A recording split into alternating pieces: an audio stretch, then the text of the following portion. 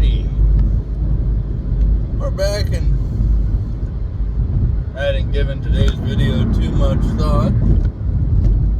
So let's go with one that I know will crank up and tick off a bunch of the bots. Let's talk Taiwan. A lot of people are afraid World War III will come if China invades Taiwan. And am I saying it's possible? Yeah. Do I think it's likely? No. And do I think it'll be as bad as the last two world wars? No. Technology has come light years since the last world wars. We were still dropping dumb bombs on duck bomb raids.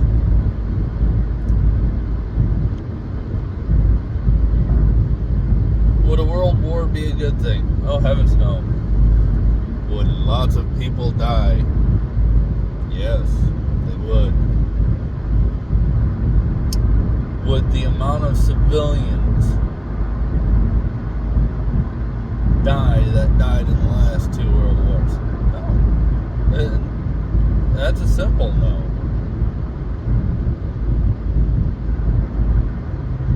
Because we'll use Ukraine for an example. Russia is still using very much the same tactics it used in World War I and II. It's even using non-precision munitions.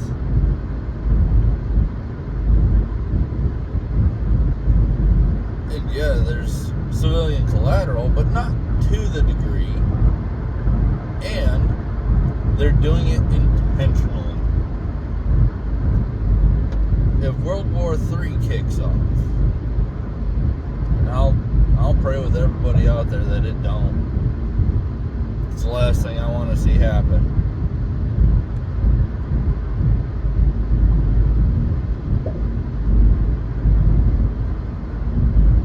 But if World War III kicks off, let's be honest. Those on the side of NATO, all for the most part, use American-style tech. Maybe not American tech, but same contractors.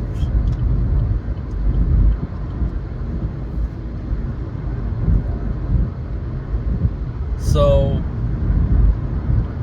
the chances of our bombs missing our intended target and us targeting anything other than military and military infrastructure are pretty slim.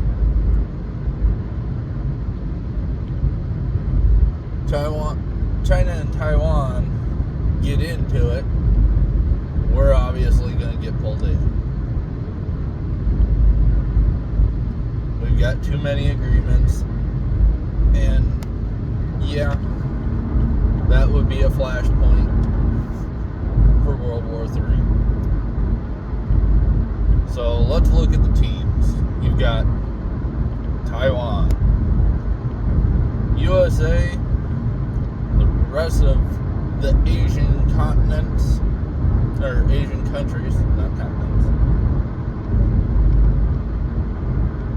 A good heavy portion of Europe, Australia, Team China, some Middle Eastern dictators,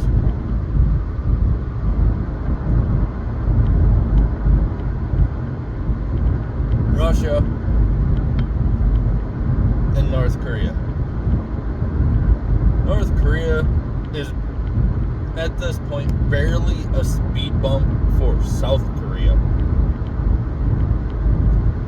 If Kim Jong-un wants to get into it, the Navy alone, our Navy, has enough ordnance to turn Korea from a peninsula to an island.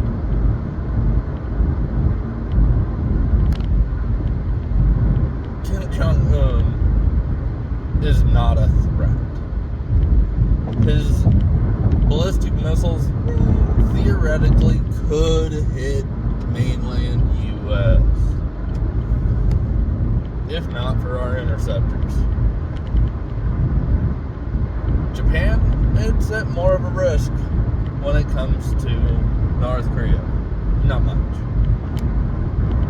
Guam, it's there. Now, China's missiles, on the other hand, they've got a lot of them. And they're substantially more advanced and capable than North Korea.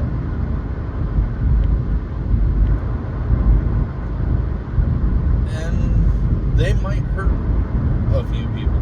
And I have every confidence that they too will aim for civilian population centers.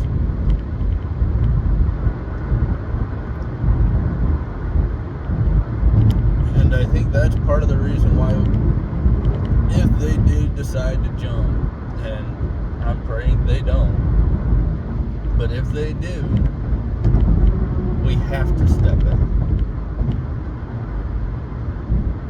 That mentality can't be allowed to flourish. Same reason Russia can't be allowed to take Ukraine. That mentality, in my belief system anyway, is legitimately evil. We can't let those who would cause harm to innocent civilians, intentionally or unintentionally, to flourish. And those countries do that.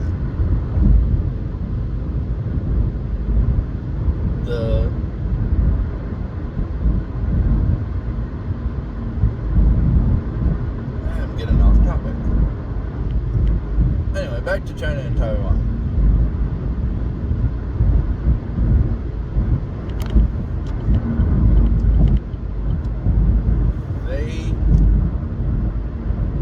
I think China knows that if they jump, the thrashing they will receive will set them back 100 years.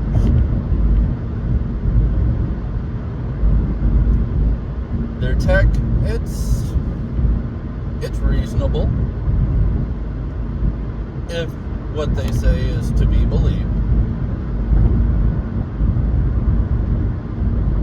But they don't have nearly the training or the professionalism of the U.S. military.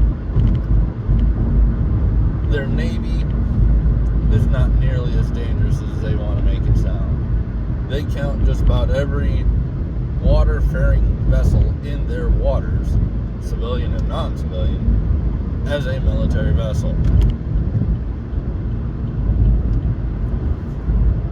When we count our Navy, we count our Navy.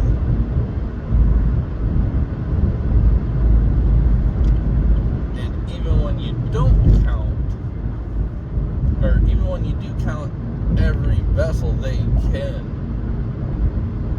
we still displace something like 1 million tons more water. So we may have less boats, but we have bigger and vastly more dangerous boats.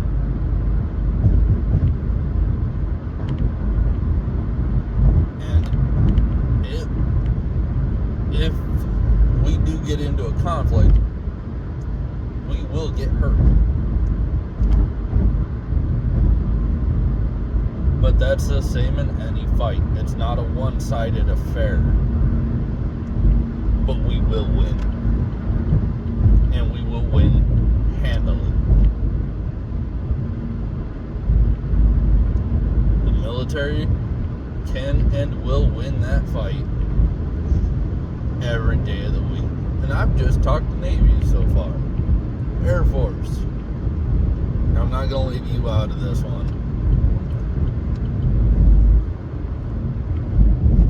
their tech is stolen tech from us, backwards engineered. And the J-20 Mighty Dragon is not the F-35 or the F-22. It's a fight that the Chinese can't win.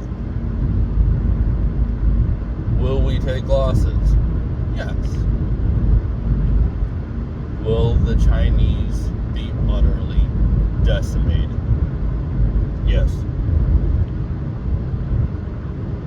Ground forces, my Marines, my fellow Army soldiers,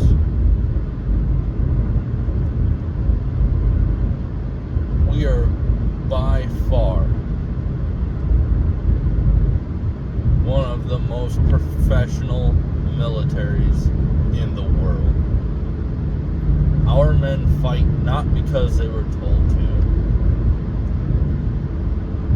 not because it's a way to make a heck of a living, but because we believe in fighting for our country. We believe in fighting for our allies to preserve their freedom and human life.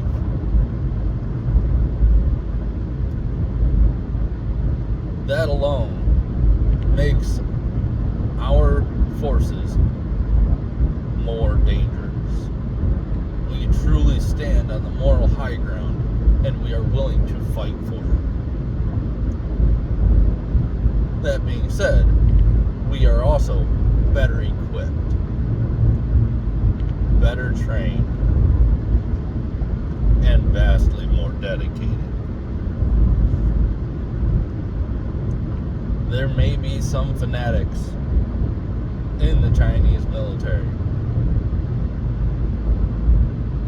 but as a whole, one military versus the other, I'd trade one American soldier for 100 Chinese soldiers.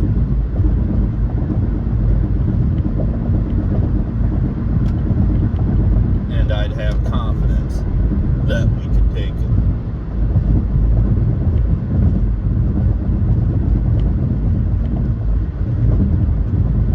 Do I want this fight? No. It will be bloody. The loss of life will be counted. I don't even think in the hundreds of thousands, but maybe even the millions. And when I say loss of life, I'm not counting just allied. No, I'm talking total loss of life.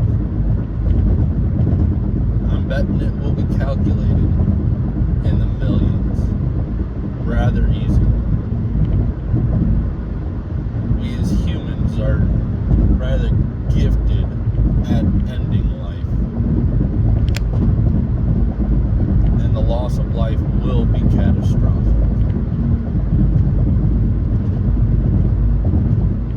But if it does happen, I don't see any way for the Chinese and their allies to win that conflict.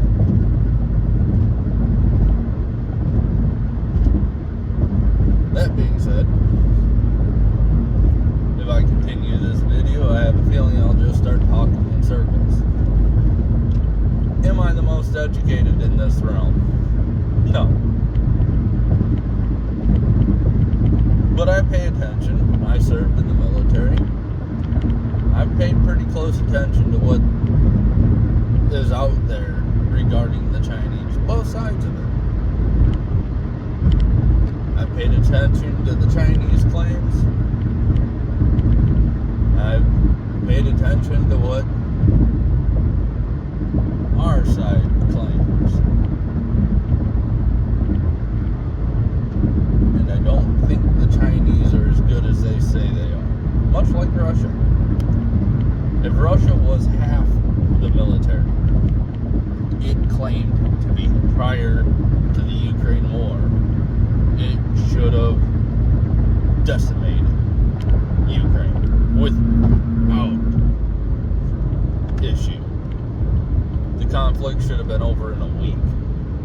the complete and utter annihilation of the Ukrainian state. But it wasn't. That conflict still rumbles on. And the Russian military has shown that it's nothing but a paper tiger. Nothing. It claimed to be the number 2 military in the world. And on paper, it was a dangerous giant capable of slaughtering most any country other than the U.S. in direct and open conflict. And it has proven it can't. I believe China is much the same. They run off of much the same doctrine, much the same style of governance, much the same style of military.